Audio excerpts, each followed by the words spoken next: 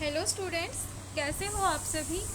आज मैं आपके YouTube channel easy bio teach पर लेके आई हूँ क्लास 10th का चैप्टर हेरिडिटी एंड इवोल्यूशन। जो इवोल्यूशन वाला पोर्शन है वो हमारे सिलेबस से रिमूव कर दिया है।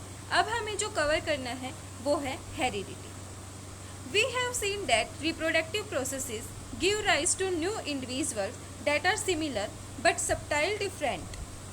अब क्या होता है, जैसे कि रिप्रोडक्टिव प्रोसेसेस, उनके थ्रू क्या होते हैं, न्यू इंडिविजुअल्स प्रोड्यूस होते हैं। मतलब जब पेरेंट्स के जो गैमेट्स हैं उनका जो फ्यूज़न होता है उनसे क्या होता है, एक नए इंडिविजुअल की फॉर्मेशन होती है। तो जो इंडिविजुअल है उसके जो कैरेक्टर्स हैं वो अपने जो पेरेंट्स हैं उनसे सिमिलर होते हैं, लेकिन उन इंडिविजुअल के अंदर मतलब जो ऑफस्प्रिंग है उसके अंदर कुछ ना कुछ डिफरेंस प्रेजेंट होता है। We have discussed how some amount of variation is produced even during asexual reproduction and the number of successful variations are maximized by the process of sexual reproduction। अब question ये आता है कि ये जो बच्चे होते हैं इनके अंदर ये जो डिफरेंसेस हैं ये आते कहाँ से हैं। तो ये किसकी वजह से होता है, वेरिएशंस की वजह से होती हैं। अब जब एसेक्सुअल रिप्रोडक्शन होता है तो उसमें वेरिएशंस कहाँ से आती है। अब हमने क्या पढ़ा है, जैसे कोई न्यूक्लियस है, जैसे कोई सेल है, सेल के अंदर न्यूक्लियस प्रेजेंट है। न्यूक्लियस के अंदर क्या प्रेजेंट होता है, हमारा हेरिडिटी मटेरियल, हमारा जेनेटिक मटेरियल प्रेजेंट होता है, जैसे कि डीएनए और आरएनए। अब जो डीएनए है वो डीएनए जब अपनी कॉपी बनाता है तो उन कॉपीज़ के अंदर क्या होते हैं, कुछ ना कुछ एरर आ जाते हैं, उनको हम क्या बोलते हैं, वेरिएशंस बोलते हैं। और ये वेरिएशंस एक जनरेशन से दूसरी जनरेशन के अंदर पास हो जाते हैं।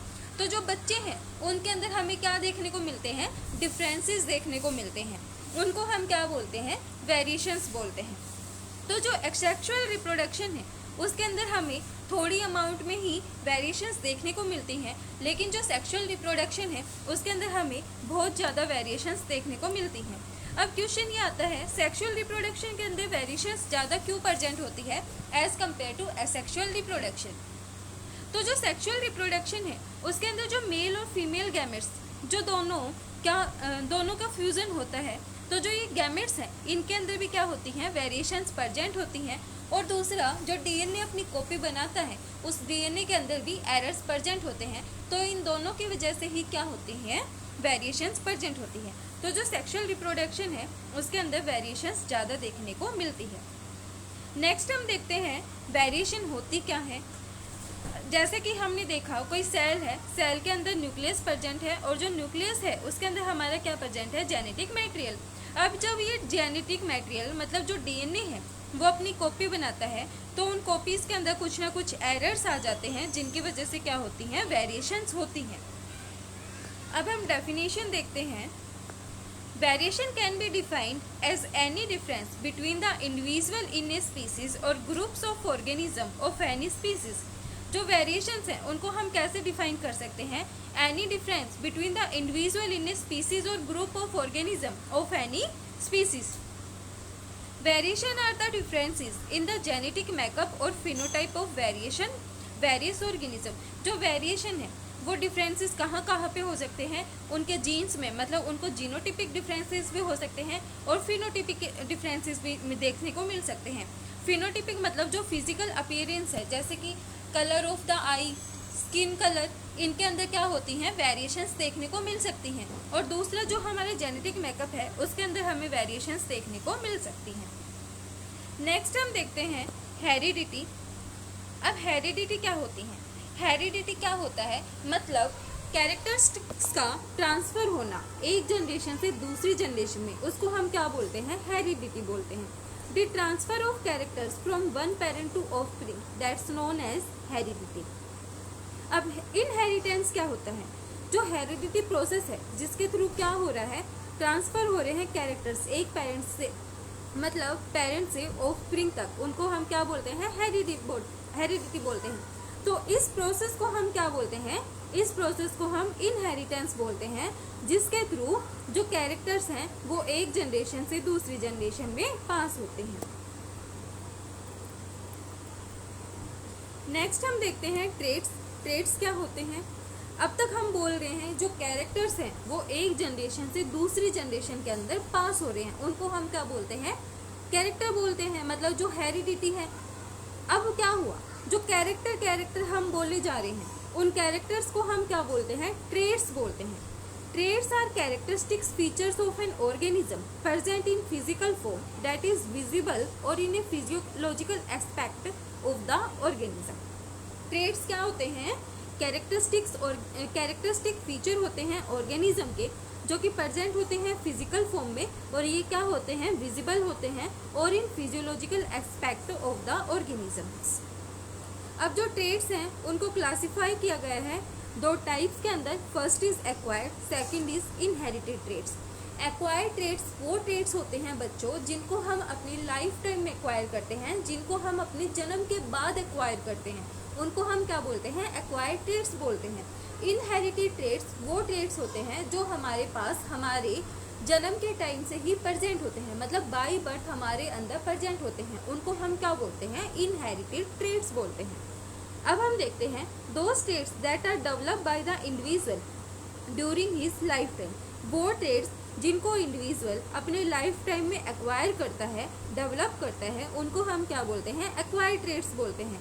Those traits which are present in the individual since birth. वो ट्रेट्स जो इंडिविजुअल के अंदर बर्थ के टाइम से प्रेजेंट होते हैं उनको हम क्या बोलते हैं, इनहेरिटेड ट्रेट्स बोलते हैं। They are a result of changes in non reproductive issue. अब जो एक्वायर्ड ट्रेट है वो हमारे बर्थ के बाद हम क्या करते हैं, एक्वायर करते हैं, तो उनके ऊपर हमारी जो रिप्रोडक्टिव प्रोसेसेस हैं उनका कोई भी असर नहीं पड़ता। They are a result of changes in the DNA. Inherited traits के ऊपर जो हमारी रिप्रोडक्टिव प्रोसेसेस हैं उनका क्या होता है, फर्क पड़ता है। और दूसरा क्या होता है, जो भी वेरिएशंस आती हैं, जब डीएनए अपनी कॉपी बनाता है वो एक जनरेशन से दूसरी जनरेशन के अंदर पास होते हैं, तो उनके अंदर क्या आ जाती हैं, वेरिएशंस आ जाती हैं। तो जो इनहेरिटेड ट्रेट्स हैं वो किसके रिजल्ट्स हैं, changes in the DNA. They can not be passed on to the progeny. Acquired traits हैं वो एक जनरेशन से दूसरी जनरेशन के अंदर पास नहीं होते, मतलब एक प्रोजेनी से दूसरी प्रोजेनी के अंदर पास नहीं होते।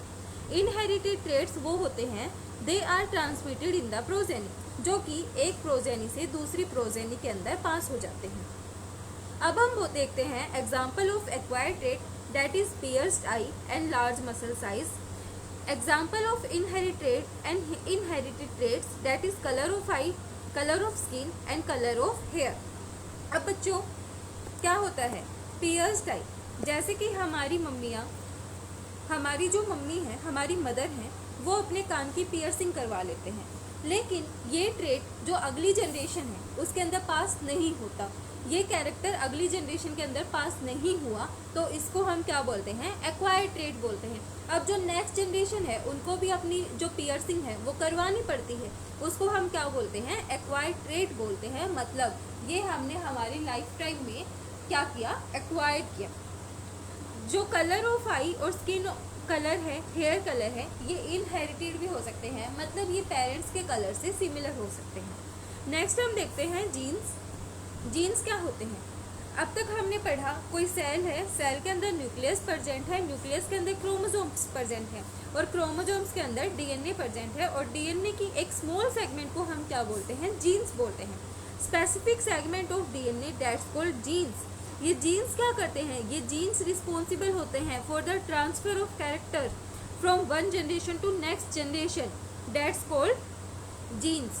Jeans are the unit of heredity which transfer characteristic from one parent to their offspring during reproduction. Genes क्या है, जीन एक यूनिट है किसकी, हेरिडिटी की, जो कि ट्रांसफर करता है कैरेक्टरिस्टिक्स को from parent to their offspring during reproduction, that's called genes. इसके जो एग्जाम्पल हैं वो है फ्री ईयर लोब्स और अटैच्ड ईयर लोब्स। अब हम देखते हैं father of genetics, Gregor Johann Mendel. George Johann Mendel that's the father of genetics. इनका जो वर्क था वो था 1822 टू 1884, मतलब इनका बर्थ 1822 में हुआ था और इनकी डेथ 1884 में हुई थी। अब क्वेश्चन ये आता है, जो जे मेंडल हैं इनको फादर ऑफ जेनेटिक्स क्यों बोला जाता है। इन्होंने क्या देखा, इन्होंने एक बच्चा देखा जिसकी आईज थी ब्राउन, जिसकी आईज थी ब्राउन। फिर उन्होंने इसके पेरेंट्स देखे तो जो फादर थे उनकी आइज थी ब्राउन और जो मदर थी उनकी आइज थी ब्लू। अब उन्होंने देखा ये कैसे पॉसिबल है, अब जो बच्चा है इसकी आइज ब्लैक भी तो हो सकती थी या फिर किसी और कलर की भी तो हो सकती थी। उन्होंने देखा कि ऐसा क्यों हुआ कि बच्चे की आइज ब्राउन ही हैं। तो उन्होंने इसके ऊपर रिसर्च की। उन्होंने देखा कि जो पेरेंट्स हैं वहाँ से इक्वल अमाउंट में जो जीन्स हैं वो क्या होते हैं, ट्रांसफ़र होते हैं। इक्वल अमाउंट में जो कैरेक्टरिस्टिक्स हैं वो क्या होते हैं, बच्चे के अंदर ट्रांसफ़र होते हैं। और जो कैरेक्टरिस्टिक, जो जीन्स अपना जो एक्सप्रेशन है वो ज़्यादा मतलब डोमिनेंट होते हैं, वो ज़्यादा शो करते हैं, वो क्या कर लेता है, अपने आप को एक्सप्रेस कर लेता है। और जो अपने आप को एक्सप्रेस नहीं कर पाता वो क्या हो जाता है, सप्रेस हो जाता है, जिनको हम बोलते हैं रिसेसिव। तो उन्होंने देखा बच्चे के अंदर जो फादर के जो जीन्स हैं, फादर के जो कैरेक्टरिस्टिक्स हैं वो क्या कर रहे हैं, ज़्यादा एक्सप्रेस हो रहे हैं। तो बच्चे की आइज़ कैसी हैं, ब्राउन है। इन्होंने ये चीज़ें बाद में देखी थी। पहले इन्हें आइडिया कहाँ से आया, बच्चे की आइज़ से आया कि बच्चे की आइज़ ब्राउन क्यों है। उन्होंने अपनी बाद में डिस्कवरी की कि बच्चे की आइज़ ब्राउन इसलिए हो सकती है, जो मदर और फादर हैं वहाँ से इक्वल कैरेक्टरिस्टिक्स बच्चे के अंदर पास हुए। और जो ज़्यादा एक्सप्रेस कर रहा था उसने अपने एक्सप्रेशन को ज़्यादा शो किया, वो डोमिनेंट हुआ और वहाँ से क्या हुई, बच्चे के अंदर वो कैरेक्टरिस्टिक्स शो हुई। इन्होंने ये कंक्लूज़न निकाला। अब हम देखते हैं rules for the inheritance of trades, Mendel contribution. As found of the inheritance of the trait of each law, both mother and father contribute equal amount of genetic material to the child.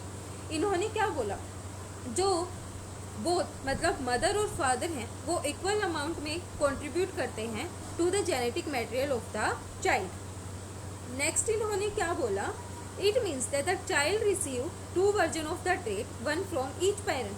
अब क्या हुआ, इन्होंने बोला दोनों जो mother और father हैं वो इक्वल अमाउंट में क्या कर रहे हैं, कंट्रीब्यूट कर रहे हैं। तो इसका मतलब क्या है, जो चाइल्ड है उसके अंदर दो वर्जन गए ट्रेट्स के। अब इन्होंने बोला the expression of the trait in the child depend upon the nature of the trait contribute by the parents. अब इन्होंने क्या बोला, जो एक्सप्रेशन है ट्रेट का वो किसके ऊपर डिपेंड करता है, वो डिपेंड करता है नेचर ऑफ द ट्रेट जो कि कंट्रीब्यूट किए हैं पेरेंट्स के द्वारा। The rule of such inheritance were worked out by Mendel in the 19th century. अब हम देखते हैं Mendel the father of genetics. Gregor Johann Mendel find out the mechanism of the passage of traits from one generation to next one and so on.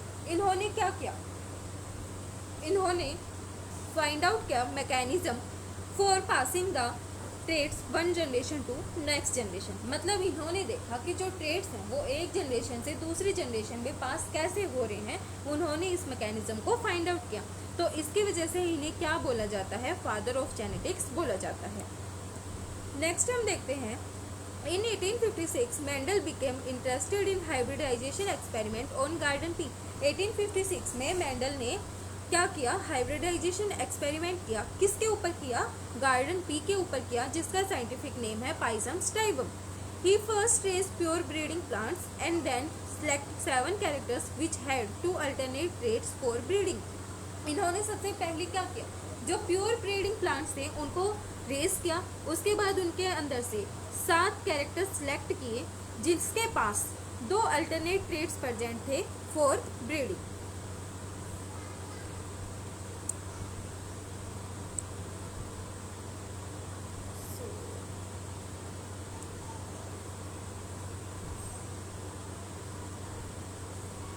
In 1865, he published the result of hybridization experiment, title experiment on plant hybridization in a journal. The proceeding of the Brown Society of Natural History and postulate the principle of inheritance, which are popularly known as Mendel's law. इन्होंने 1865 में जो hybridisation experiment थे उनके results को publish किया, लेकिन उस time पे जो इनकी जो डिस्कवरी थी उसको क्या किया गया, लार्जली इग्नोर किया गया। अब इग्नोर क्यों किया गया, उस टाइम पे और साइंटिस्ट थे जो अपनी डिस्कवरी कर रहे थे, तो जो सभी लोग थे उनका ध्यान उन साइंटिस्ट के ओर था, क्योंकि वो क्या थे, पॉपुलर साइंटिस्ट थे। उनका जो वर्क था वो क्या था, पॉपुलर हो रखा था। और जो मेंडल थे उनके काम के बारे में किसी को कोई आइडिया नहीं था, तो जो मेंडल हैं उनके काम की तरफ उस टाइम पे किसी ने ध्यान नहीं दिया था। मेंडल ने जो लॉ पब्लिश किए थे वो थे प्रिंसिपल ऑफ इनहेरिटेंस, जिनको अब हम बोलते हैं मेंडल्स लॉ। अब क्या हुआ, 1900 में 3 साइंटिस्ट आए, उन्होंने मेंडल के काम को दोबारा से रीडिस्कवर किया।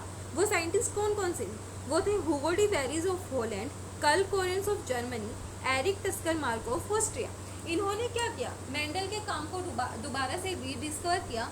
इन्होंने देखा जो मेंडल है उन्होंने सही बोला है कि जो कैरेक्टरिस्टिक्स हैं वो एक जनरेशन से दूसरी जनरेशन के अंदर पास हो रहे हैं। उसके बाद जो मेंडल हैं उनको नोबेल प्राइज़ मिला, मतलब उनकी डेथ हो चुकी थी लेकिन फिर भी उन्हें क्या किया गया, नोबेल प्राइज़ दिया गया और उन्हें फादर ऑफ जेनेटिक्स घोषित किया गया। नेक्स्ट हम देखते हैं Mendel experiment material. Mendel selected pea plant as experimental material because, अब जो मेंडल हैं उन्होंने पी प्लांट को ही एक्सपेरिमेंटल मटेरियल के लिए यूज़ क्यों किया? सबसे पहले जो पी प्लांट है वो स्मॉल स्पेस को ऑक्यूपाई करता है, उसकी जो लाइफ स्पैन है वो बहुत छोटी होती है और जो फॉन्टास्टिक कैरेक्टर्स हैं उनको हम इजीली क्या कर सकते हैं, डिटेक्ट कर सकते हैं। इनके अंदर large number of seeds present होते हैं।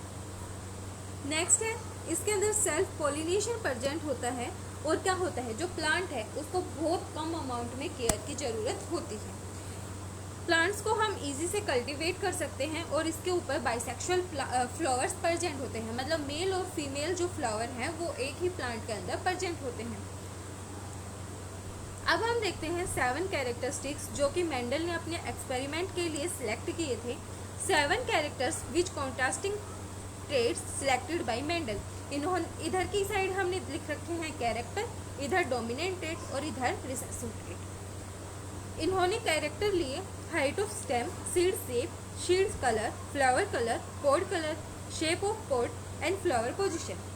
अब जो स्टेम की हाइट थी वो डोमिनेंट में थी टॉल, रिसेसिव में रखी इन्होंने ड्वार्फ, सीड शेप राउंड और रिंकल्ड, सीड कलर येलो और ग्रीन, फ्लावर कलर वॉयलेट या फिर पर्पल और वाइट इन्होंने रिसेसिव में रखा, पॉड कलर ग्रीन और yellow, shape of ripe pod inflated और कंस्ट्रक्टेड और फ्लावर पोजीशन एक्सियल और टर्मिनल। आज हमने देखा बेसिक्स ऑफ हेरिडिटी।